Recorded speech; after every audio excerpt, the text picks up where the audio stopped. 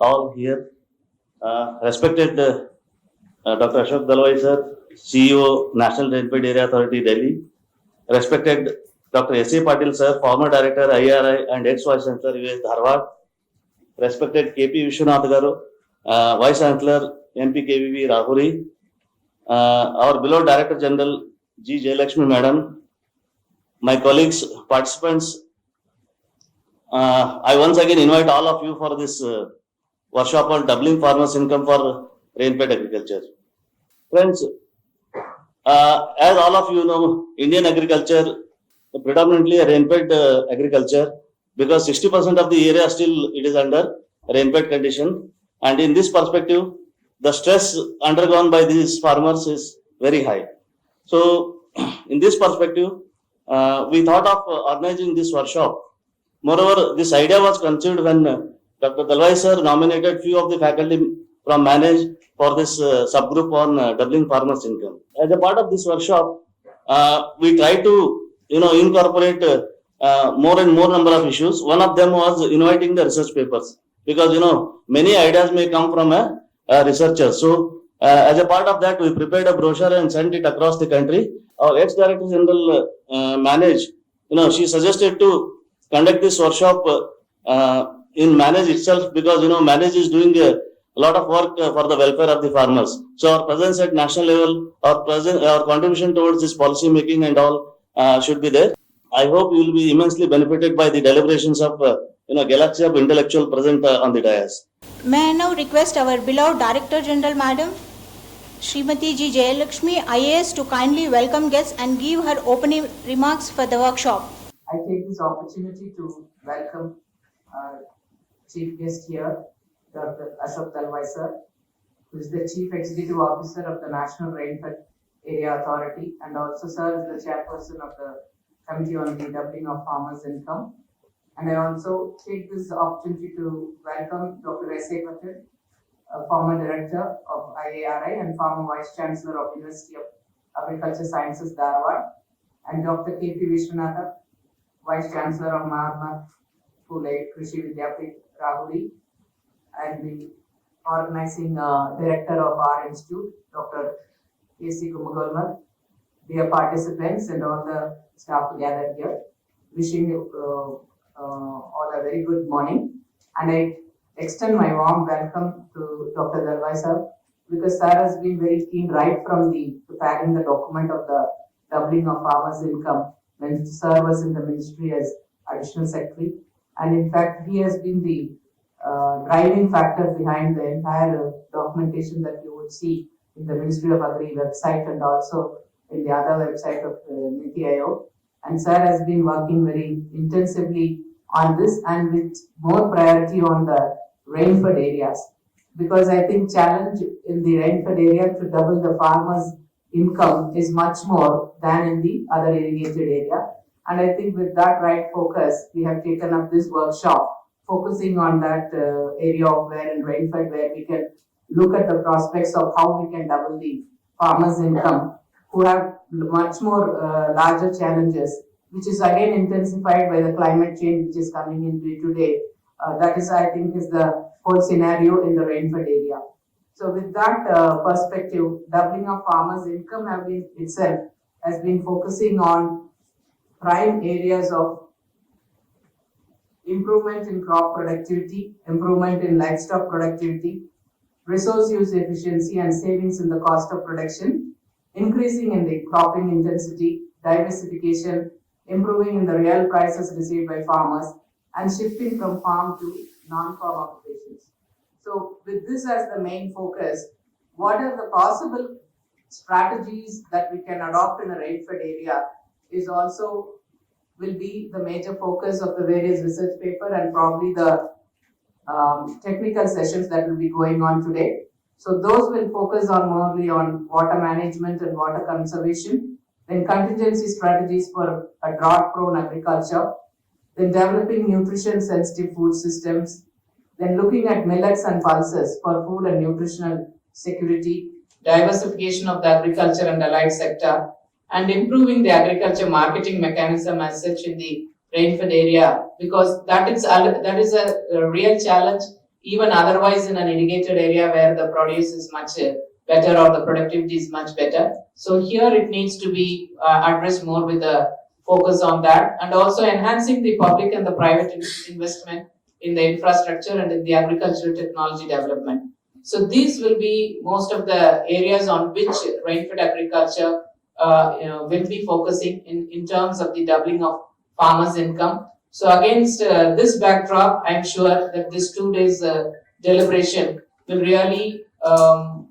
I won't say finalize, but at least will firm up the contours on which the rain-fed agriculture should move in the direction of doubling farmers' income, because we have around 13.5 crore cultivators across India, and we are now looking at an income of around 8,900 is what the monthly average income, which we need to double in terms of their productivity and in terms of other savings in crop or the pest product in the pest management, which may lead to the doubling by 2022, and various efforts which have already taken by the government. To name a few, like in order to make it cost effective, we are focusing on the soil health card, then the micro irrigation, the e-NAM for markets, which is giving some kind of an assistance to the farmers, and around 22,000 around Gramin agriculture markets are also have been sanctioned by the government, so that this will become a major activity of helping the farmers post harvest, how he can really be able to reduce the loss and also reach to the market at his closest market with the fair and good prices that we can give. And likewise, if you see the credit for the farmers also has grown from around 11.5 lakh crores during the year 2018-19, and the PM Kisan program, where 6,000 per year for every farmer is being given, is all aimed at looking at this kind of a perspective to double the farmer's income. And these initiatives are already getting grounded in the field. So with this as the backdrop, I'm sure with the expertise advices or the expertise suggestions from the various researchers as well as practitioners would really help out in broadly defining the contours of how the strategies for rain-fed agriculture should move in the direction in doubling the farmer's income in those areas where it's really the need to improve the income. So once again, I take this opportunity to welcome all our honorable guests here, and I'm happy that your presence will surely make a lot of difference in guiding the entire workshop, sir. Thank you. You all a very good morning. It's always a pleasure to be coming to manage. I'm very happy that the Director General, both Madam Usharani and Madam Jayalakshmi, have taken this initiative of bringing focus on rain-fed areas of our country in the context of doubling farmers' income. So it's a very happy augur that today the country is talking about incomes of the farmers. All these days we talked about production for consumers. We talked about agricultural growth rates. And we had new technologies, very popularly called as green revolution technology. And also we had other revolutions in health sector, for example. All these have done very well for the country. Today, India is food secure. There has been reasonably good growth in agriculture sector. The scientists and the farmers together have brought laurels to India. They have rendered India as one of the superpowers in agriculture. Across the agricultural commodities and agriculture subsectors, India is bracketed at the top. We are very good in production of rice, very good in production of wheat. We are excellent in production of pulses. We are super excellent in production of milk. And there are several other commodities. And Indian farmers produce 1.3 billion tons of different types of agricultural commodities. 1,300 million tons. The irony is that despite this excellent output, the farmers are not happy. The income of the farmers is low. It is low in absolute terms. It is also poor in relative terms. In absolute terms, in 2015-16, on an average per annum, they earn 98,000. The family of agriculture earn 98,000, around 8,000 rupees per month. And if you compare that with the industrial labor, they rank lower.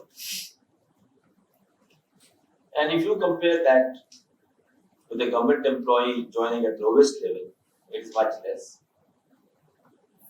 So the paradox is, notwithstanding the ownership of a very important asset called land, the farmers continue to be poor generators of income.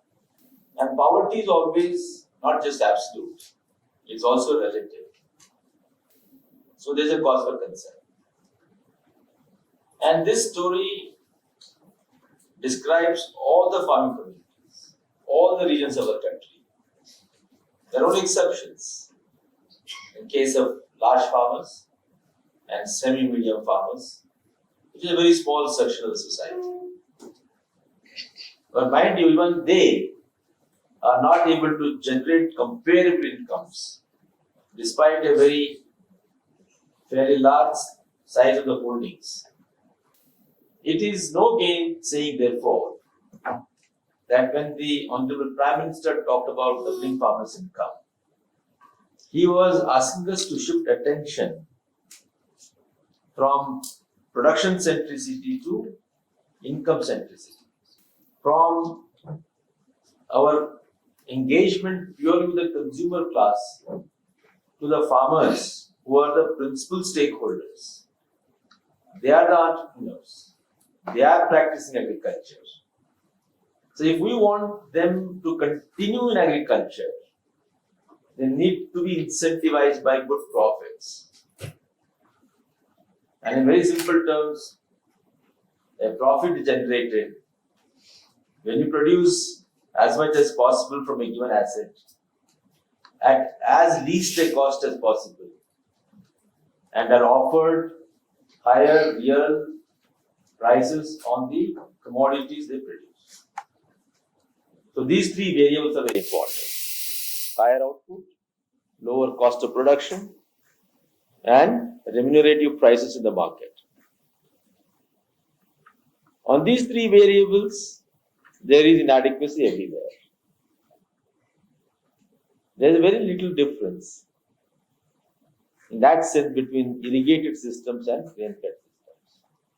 Yet, we have arrived at a juncture where the attention of the society and the government, the scientists, the policy makers needs to be sharpened on the rainfed systems.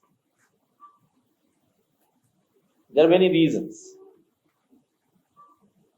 The first reason is that last 60 years of agriculture growth and development has bypassed the rainfed regions and rainfed farmers. While farmers as a class are poor, the farmers in the rainfed regions are poorer. Their earnings are much less. In fact, an analysis by our committee shows that there are at least 151 districts which are critically drought prone, and there are 29 districts which suffer from double whammy, that is, critical drought situation and the lowest incomes, and all of them fall within the rainfed regions. That just illustrates that our growth and development have not been equitable, have not been egalitarian. There is a reason for this. This reason can be explained by what is called reaction approach. In the early 1960s, when India faced deficit of food, there were people going hungry in this country. We had to do something immediately. We had no luxury of breeding varieties because that takes minimum 8 to 10 years. So we looked to varieties across the borders and found that they were lying in Mexico for wheat and they were lying in Philippines, Italy for paddy. They had already demonstrated that these varieties respond very positively to intensive use of agricultural inputs, water, agrochemicals. They are raw varieties with high yields.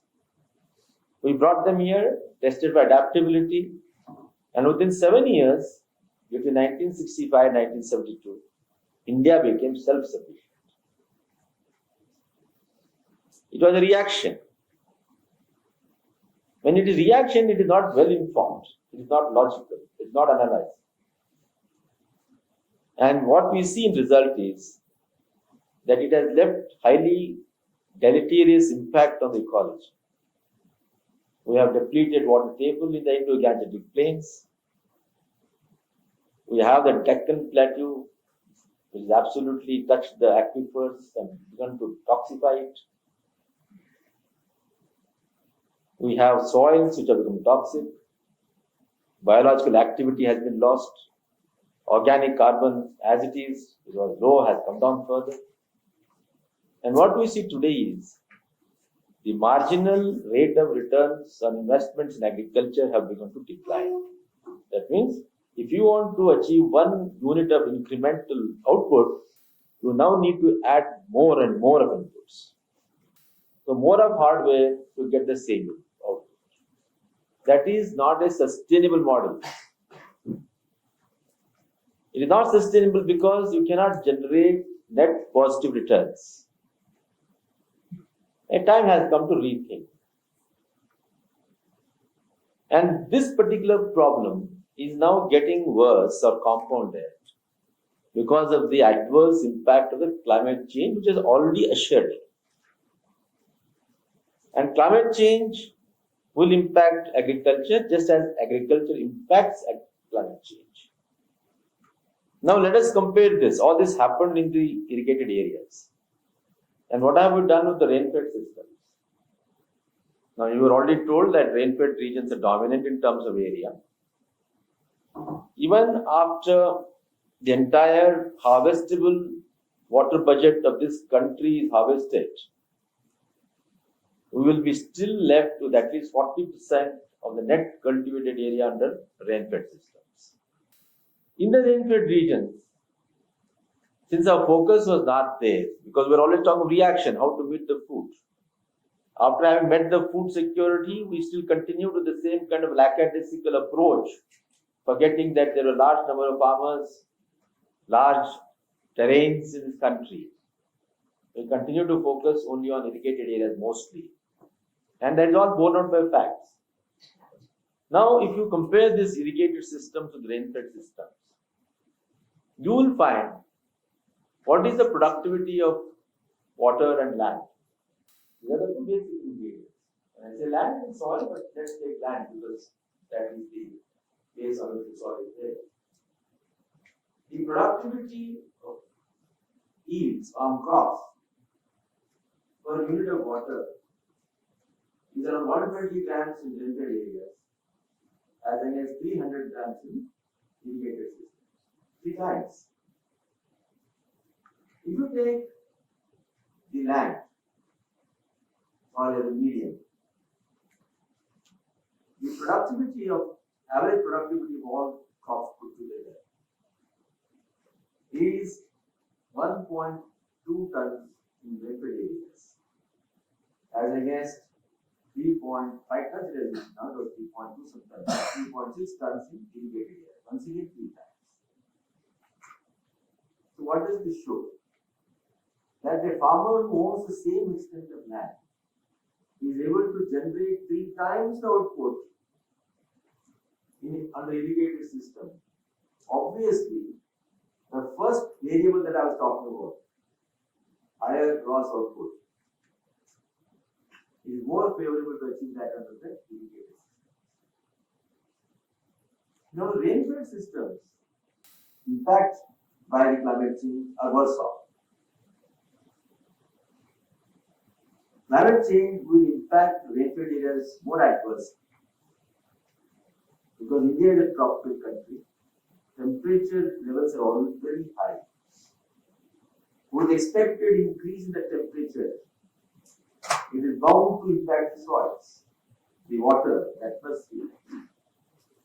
Because already the evapotranspiration losses are very high in the rainfed systems. With higher temperatures, we'll have worse off situations. It is going to impact the subsurface. It is going to impact generally the entire production environment in the rainfed systems. The first challenge is that I talked about yield gaps. There are huge yield gaps already. As it is, the averages of India need to improve further. And average yields in rainfed systems will find it very hard to catch up even with the averages that India has already reached. So we need to look at the yield gaps. And when we want to look at the yield gaps, one is already in terms of the technology we have versus what's happening in the farmer's field. We all are aware that there is a slippage from the researcher claim to the frontline demonstration to the farmer's field averages. There is a huge slippage for various reasons. That is shown in irrigated as a rainfed.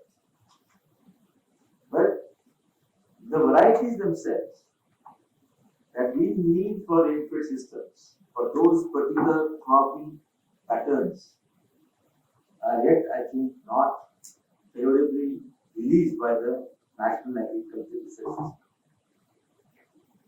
Because rainfed areas with a particular specific ecosystem. Now, what is the extent of research and development that has gone into improving the crop productivity of this particular segment? I think researchers need to look at that. Our agriculture universities and other ICR institutes need to look at this, evaluate what is happening. When we say, why is the farmer growing paddy in Punjab? Knowing very well that already the water depletion is happening. He simply compares the yield of paddy with a substitute like maize or a mustard and finds that in intercrop comparison, even when we give higher MSP, still the economics is not favorable. After all, farmer, like any of us, is an economic animal. And we are asking him to earn more while doubling the farmer's income. If yields and prices do not match, then he is not going to substitute the crop. So the only answer lies in giving him those crops and those varieties which will enable him to harvest higher productivity. So R&D has to look at this particular component under the rainfed systems. Now take the soil. I think soil and water are two basic problems that rainfed areas face. Soil, the nature of soil and land is extremely challenging on rainfed systems. First is they are all very shallow soils. There is a hard subsurface pan.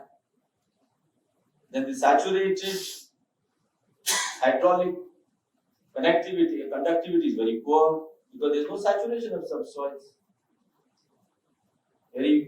As it is, they get very little rainfall, and that little rainfall is also not conserved, so there is no percolation, so there is no subsurface hydraulic conductivity, which can ensure that roots get the moisture when it is required.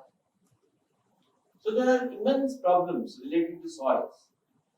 And because the biomass generation is very low, there is no organic carbon. And without organic carbon, you can't talk of soil fertility. Alright, application of macronutrients, etc. important. But all of that will be important provided we have a good soil structure.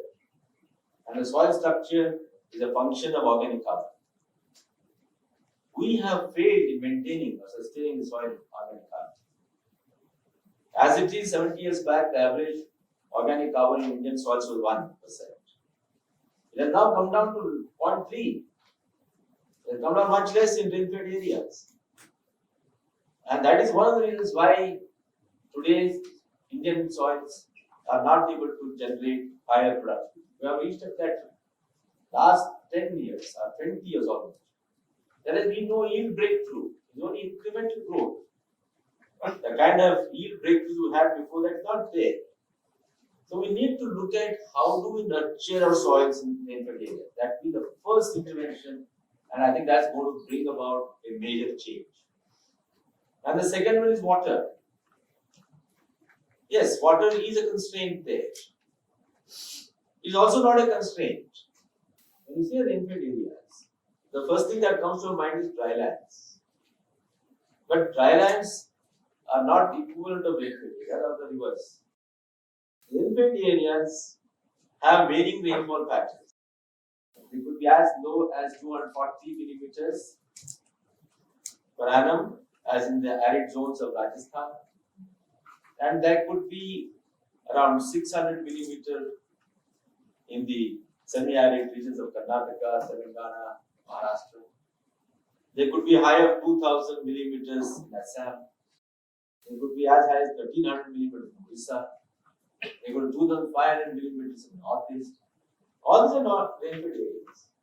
They could also be cold desert in Himachal Pradesh, cold deserts in Kashmir. They are also rainfed areas.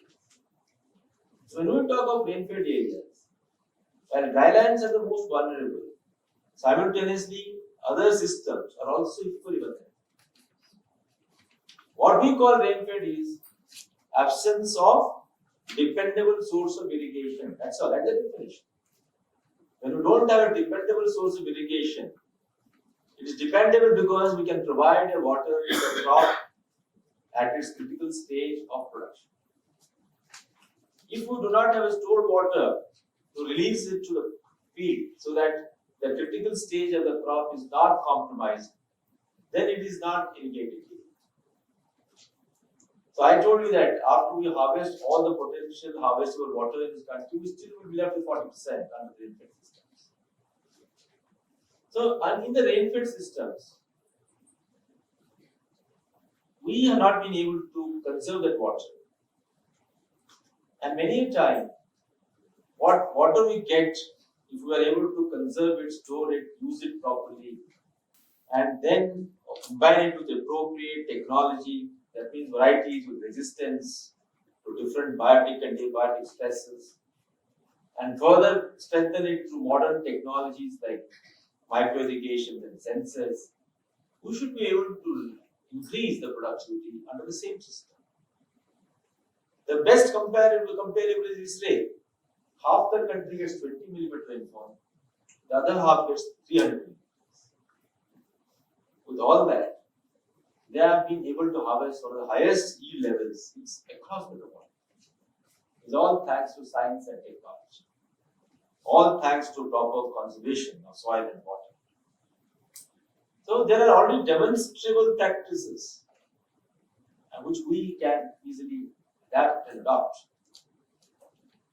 So water is something that we should really focus on. As we do this thing, another thing please keep in mind. What is so-called irrigated area today? A lot of that is going to be transferred to rainfed areas. Take it from me. Today, we have 67 million hectares which is being irrigated. Whereas the irrigation potential created through major, medium and other kinds of irrigation projects is 108 million hectares. There is what is called a huge gap between the irrigation potential created and the irrigation potential utilized. It's only because we do not have efficient system of water use. We are extremely indiscreet. We are also indiscreet in the kind of crops we grow. There is no crop alignment. So there is a huge gap. More importantly, 60% of this irrigation potential created comes from groundwater. And only 40% comes from precipitation and other storage systems. 60% is coming from groundwater. And this groundwater is nothing but harvesting of water stored in the aquifers. Aquifers have been built by nature over billions of years. And those will not sustain if you do not sustain. We have been extracting more and giving back less. And that's the reason why in South India, Karnataka, Telangana, you will have to go 1,000 feet, 400 feet, 500 feet, 600 feet, 1,000 feet to extract water. In Punjab, etc., where you could get water at 10 feet, now it's going to 40, 50, 60, 70, 80, 100. And even that water is not clean, it's polluted. So those groundwater dependent agriculture systems are likely to shift to rainfed systems. So Indo-Gangetic belt, Punjab, Haryana, West Uttar Pradesh, average rainfall is 600 mm. They are simply called irrigated because there are rivers, and rivers are fed by precipitation. Precipitation comes from two sources, rainfall and snowfall. So now snowfalls also have started getting affected because of the climate change. When there is no water that is going to flow from Himalayas, then where is the perennial nature of these so-called punch rivers? So you can expect that they will also be shifting to, they'll be changing the party, they'll be coming to us, from irrigated to rainfed. This is only to say that there's a big challenge that India has got. And to buttress the argument that rainfed systems have been the stepchild of the government, if you compare the budgetary allocations, you'll always find that these are always put aside. There is a calculation by an agency, Center for Budgeting and Accountability, who looked at the allocations between 1998 and 2011-12. It was estimated that the investments in subsidies for agriculture were of the order of 11.1 lakh crore subsidies. Of this, rainfed areas benefited by 1%. Look at that. And this subsidy went for price and food support, went for fertilizer support, went for water support and electricity support. 38% of this 11.1 crore was spent on price support. When you say price support, though it is meant for all crops, because paddy and wheat alone benefit. Paddy and wheat are grown in irrigated areas. And since our GR technology is intensive usage of inputs, next claimant on subsidy was fertilizer, 37%. And next, water is important, so 23% subsidy went to water. And the remaining 3% subsidy went on electricity. In physics, you have learned of centripetal and centrifugal forces, right? Centripetal means all the forces are or for traveling inward to one point. And centrifugal is opposite. In Indian agriculture system, it has been centripetal for irrigated areas and centrifugal for rainfed areas. Just because you brought one seed which responds to intensive use of inputs, you brought that seed and gave everything else to the same farmer, same lesion. Yes, all right, we should give because they have ensured of food security. But why you are not giving to others? That is the question. So now time has come. You see how we need to rationalize this thing such that this part also benefits. And this part benefits not for itself, for the country. Today, country needs more of food, more of nutrition, more of incomes. Rainfed regions, as you know, despite this kind of challenge, are still supporting. They're the major producers of millets, major producers of pulses, major producers of oils. India is spending 70,000 crore on importing oil seeds. So if we make efforts in rainfed areas to improve the yields of oil seeds with better technology, better price support, we will be able to save 70,000 crore for the country. If we are able to invest accordingly in millets, we will be building better resilience against the climate change and simultaneously producing what are called nutri-cereals, what was called as core cereal. In our Indian feudal mentality, everything is assigned some particular kind of value system. So we called all this sorghum, bajra, ragi as core cereals. Now, thankfully, our ministry has changed the name to nutri-cereals. My request to all of you, never use the word core cereal in time. Now they are all nutri-cereals. So now people have realized that these crops are comparable to wheat and paddy in terms of proteins, in terms of carbohydrates. They are very low in gluten. Glycemic index is very low. So they are all very good food for health. So we now need to grow them more. Because area under research has come down from 43 million hectares in 1983 to 17 million hectares by 2016-17.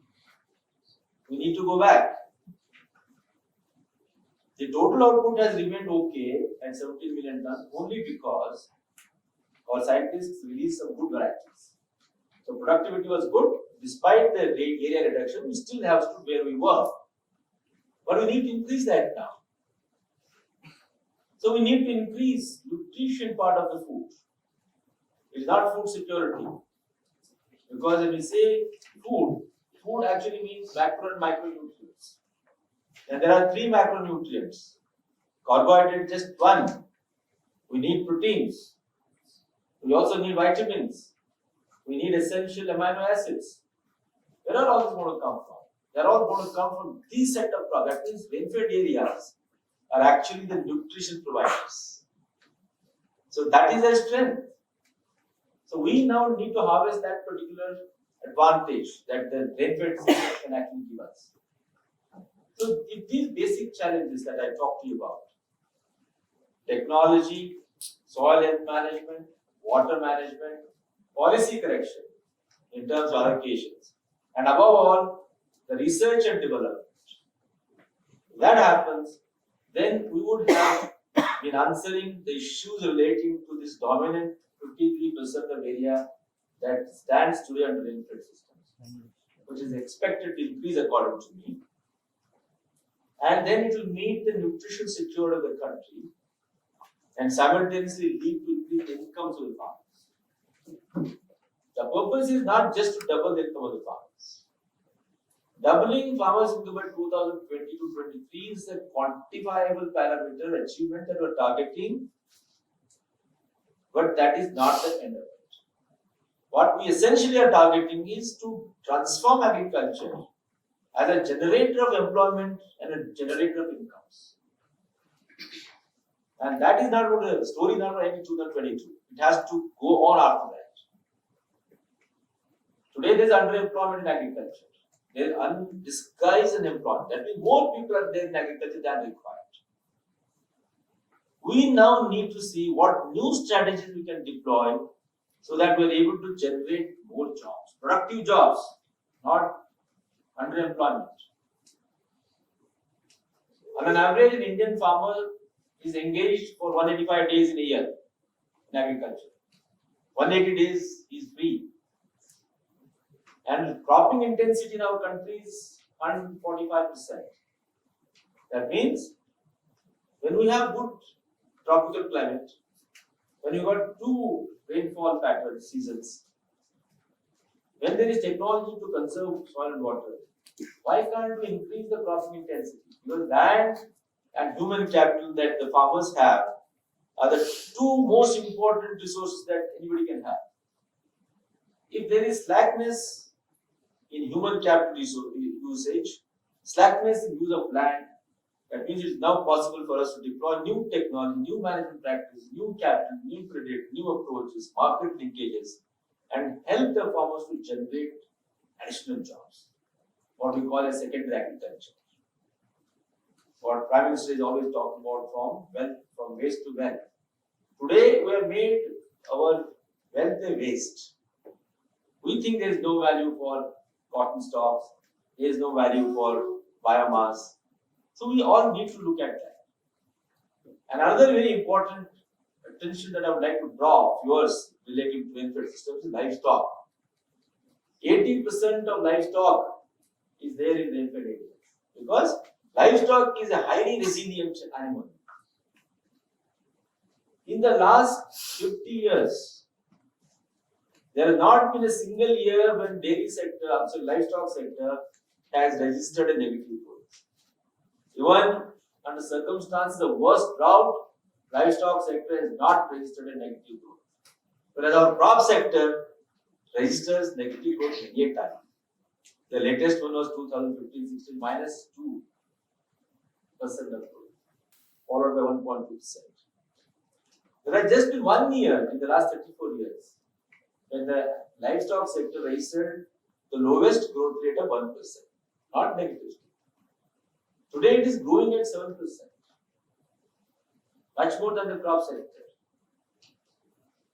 Given the climate change that is going to occur, as begun to occur, we will have to promote more and more of livestock sector for dairy purpose, for meat purpose, for other byproducts like wool, leather, and so on and so forth. Because they're all going to generate wealth and incomes for the farmers. But one problem that livestock sector faces in our country is on account of fodder. Today, we need about 560 million tons of dry matter, 860 million tons of green fodder. We need about 56 million tons of concentrate to feed. And all these three account as a huge deficit. The deficit is as high as 61% in green fodder, 29% in case of dry matter, and around 64% in case of concentrates. Rainfed areas have that opportunity to actually promote fodders, either as intercrop, mixed crop, or as solo crop. So we need to bring in fodder as an integral component of our production system. We have just kept on looking at human beings. We pray Mata cow or Kai, but actually don't feed that cow. And every Monday, at least in Karnataka, we worship Basavana and don't, I think they have stopped now. Earlier the ox was not used on Monday, but now they have given up that practice. When you are praying, but you're not taking care of the food and fodder of that poor animal. So I think the new mantra that all of you must talk, researchers, and not just food security, fodder security in the country. Fodder security is a new thing that you should start popularizing. Because it goes to them, comes back to us. They generate draft power, they generate format manure, right? They generate food, they generate wealth by other means. Even today, for example, exports of marine products and buffalo is one of the highest, next only to basmati rice. There's so much that we can do. So rain-fed systems are not poor features. They have become poor because we are not looked at them.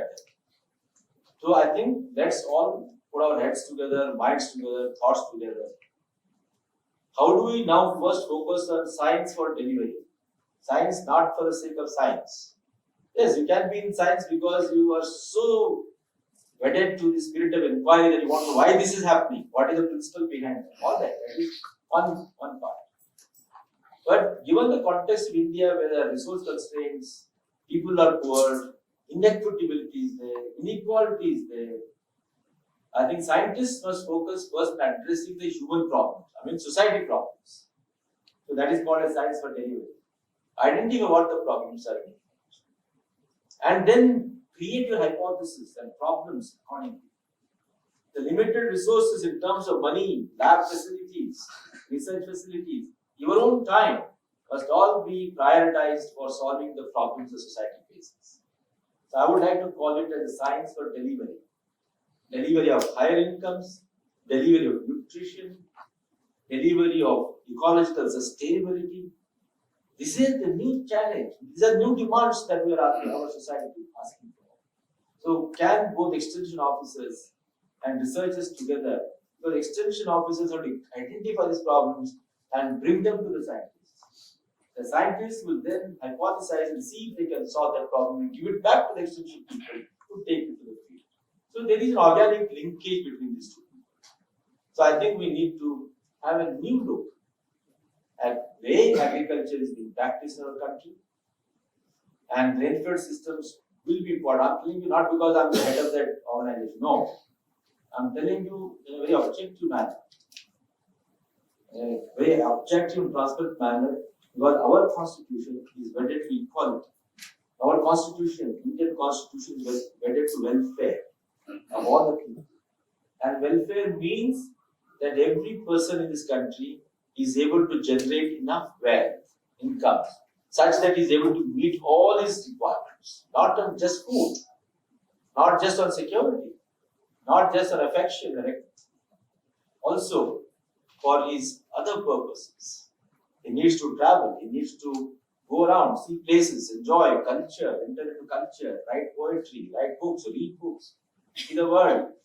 And ultimately, what in Hindu philosophy they said about sannyasa ashram, that means you leave everything and go to search into the forest. But here, in Maslow's need hierarchy theory, it's called self-actualization. Right? You want to simply sit and watch, but who can watch? You don't have someone to look after you. So I think this a new way of looking at agriculture is for human beings. So let me end up by telling you this. Since all of you are related to agriculture directly, then be proud that we have been chosen by destiny to be associated. I told Rahul also, Dr. Krishna Sahab also told that the human civilization began with the foundations of agriculture. 10,000 years ago, human civilization began, settled agriculture. And that began with selection of wild races to the forests, domesticating the animals. And thereafter, Indus Valley civilization came up. Likewise, Chinese civilization, Egyptian civilization, all the civilizations that came up, Mesopotamian civilization, all were on the shoulders of settled agriculture. Agriculture is going birth to civilization. And today, agriculture is important. Tomorrow, agriculture is going to be more important because it is going to provide a circular economy, renewable form of building societies. So you have problems, you have excitement and challenges all the time. So whether you're a farmer or a student or a scientist or an extension officer or a teacher, all of us have work to do for agriculture. With pride, we should be all very proud that we are associated with agriculture in some way, or even as administrators. And that's how we are going to contribute. So be happy, be proud that destiny has given us this opportunity to work for agriculture. We have had so many fathers of green revolution globally and nationally. Now we need new fathers of green revolution in rainfed systems. More than that, we now need fathers of income revolution because farmers need income. So what we need today is stop talking about green revolution. Start talking about income revolution. Because income revolution comprises also production. But it ensures that this production is integrated with markets. And there the prices are discovered and good remunerative returns are transferred to the farmers. Then this entire value system, value chain is complete. So now stop talking about green revolution, new green revolution, something, keep on talking. There's no meaning to that, according to me. It's not over past. So please start talking of farmers' income revolution. Farmers are your clients. If for a department of backward classes, a backward class man is a client. If for women and child development department, women and child are the clients. For Ministry of Agriculture, who is the client? Is it the consumer? Yes, incidentally he is our client. But primary client is farmers. But poor farmer has never been recognized as a client. So whether it is rainfed system or irrigated system, First thing is all of us must say, he's my client or she's my client. Then I think our whole way of looking at it will change. And then we will start walking a new path. So thank you very much.